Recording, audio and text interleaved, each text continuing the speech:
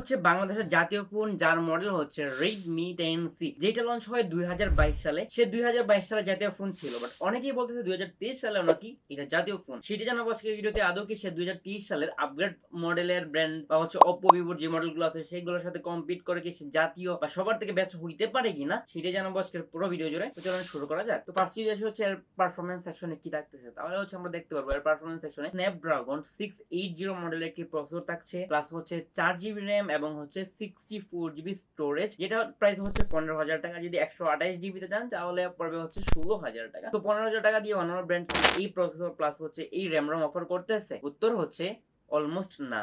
তারা হয়তো বা র্যাম প্রোভাইড করতেছে, বাট এই টাইপের প্রসেসর কিন্তু দিচ্ছে না। সো এই প্রসেসর অন্যান্য মডেলের বা হচ্ছে অন্যান্য কোম্পানির কোনো ফোন কিনতে গেলে আপনাকে টাকা খরচ করতে হবে 30,000 বা অনেক ক্ষেত্রে 20 থেকে 25,000 টাকা কিন্তু আপনাদের লাগবেই মাস। তো সেই জায়গায় বলা যায় যে অবশ্যই আমরা এইখানে একটা ভালো প্রসেসর পাচ্ছি। এই প্রসেসরটা দিয়ে আপনারা টুকটাক গেম খেলতে পারবেন, PUBG, free fire. So low setting এ বা হচ্ছে মিডিয়াম সেটিং এ মোটামুটি বেশ ভালোভাবে খেলতে পারবেন। তার পাশাপাশি হচ্ছে 4-5টা অ্যাপস নিয়েও কিন্তু মাল্টিটাস্কিং করতে পারবেন অনায়াসে, তেমন কোনো ধরনের প্রবলেমে আপনারা পড়বেন না। তো এই জায়গায় বলতে হয় যে পারফরমেন্স সেকশনে অবশ্যই এইটা একটা জাতীয় বা একদম সুপার লেভেলের ফোন ছিল। তো এবার যদি হচ্ছে আমরা সেকেন্ড পেপারে এর আউটলুক বা হচ্ছে ডিজাইন কেমন ছিল এই ফোনের, তাহলে বলতে হয় হচ্ছে এই জায়গায় হয়তো বা কিছুটা পরিমাণে সে পিছায় থাকবে। তো এটা হচ্ছে একদম এরকম একটা ফোন, খুবই বড় বিশাল সাইজের একটা ফোন, আর হাতে নিয়ে তেমন ভালো একটা আসলে ফিল হয় না, যেহেতু হালকা একটু বড়। তো ওরকমটা হবে। এটার পিছনটা হচ্ছে বেসিক্যালি কার্ভ ডিজাইন করা হয়েছে, তো অনেকটা কার্ভ, বাট হচ্ছে যদি আর একটু স্লিম হতো তাহলে কিন্তু হাতে নিয়ে বেশ ভালো কমফোর্ট হতো।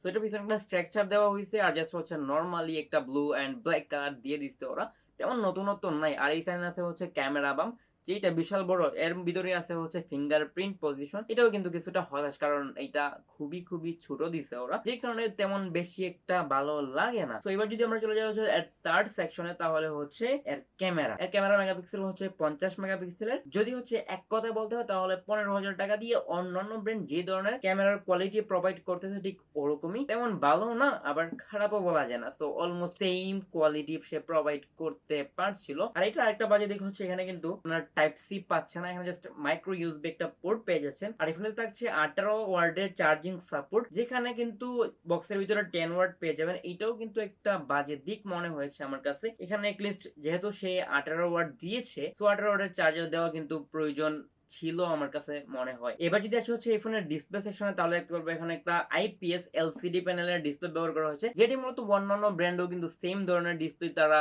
প্রোভাইড করে থাকে। সো এখানে নাথিং স্পেশাল, সো ওগুলোর মতোই ছিল। এন্ড ডিসপ্লে নিয়েও আমার তেমন কোনো ইস্যু নাই। সো এবার যদি বলে হচ্ছে সে কি আসলেও পারতেছে অন্যান্য ব্র্যান্ড থেকে জোস জোস ফিচারওয়ালা বা অলমোস্ট ভালো কিছু করতে পারতেছে কিনা, তাহলে বলতে হচ্ছে সে পারফরমেন্স সেকশন অবশ্যই অন্যান্য ব্র্যান্ডের থেকে ভালো করতেছে। সেকেন্ড হচ্ছে আমরা কথা বলছিলাম হচ্ছে ডিজাইন নিয়ে, সেখানে ভালো করতেছে না, সে কিছুটা পিছায় আছে। থার্ড হচ্ছে এর ক্যামেরা, এন্ড ক্যামেরাতে অলমোস্ট সেম, তো সেম জিনিসপত্রই পাচ্ছেন। ডিসপ্লের বেলায় হচ্ছে সেম। সো সব থেকে ভালো ব্যাপার হচ্ছে এর কিন্তু প্রাইস। তো 15,000 টাকা দিয়ে কম টাকা, যাদের বাজেট একটু কম, তারা কিন্তু একটা বেটার ফোন পেয়ে যাবেন সার্ভিসের বেলায়। সো পারফরমেন্স সেকশনে বলতে হয় যে মোটামুটি অন্যান্য ব্র্যান্ডের 15-20 হাজার না, জাস্ট একটু 20 থেকে 25 হাজার টাকা দামের যে ফোনগুলো আছে ওগুলোর মতোই কম্পিট করতে পারতেছে। তো এক জায়গায় যদি কারো পারফরমেন্স লাগবে সব থেকে বেশি, ডিজাইন হোয়াট এভার যেটাই থাকুক, ক্যামেরা কোনো যায় আসে না, তাদের জন্য সব থেকে ভালো ফোন হচ্ছে Redmi 10C, অ্যান্ড এটা এখনো। আর এই ফোনের ব্যাটারি এম্পিয়ার হচ্ছে 5000 মিলি এম্পিয়ার, যেটাও কিন্তু অন্যান্য ব্র্যান্ডের মতো। সো এর দিকে মোটামুটি 8 থেকে 9 ঘন্টা আপনার ব্যাটারি ব্যাকআপ পেয়ে যাবেন যারা নর্মাল ইউজার আছেন। আর যদি একটু হেভি ইউজ করেন, যে লাইক সবসময় গেম খেললেন, যদি একটা গেমিং ফোন, সো তাদের বেলায় হয়তো বা 7 ঘন্টার মতো পাবেন, তেমন বেশি একটা পাবেন না। বাট আপনারা যারা রিভিউ দেখতে চান এই ফোনের, সেইটার রিভিউ কিন্তু আমাদের চ্যানেলে রয়েছে, অ্যান্ড আমি সেইটা ডিসক্রিপশন বক্সে দিয়ে দিব, চাইলে আপনারা দেখে আসতে পারবেন।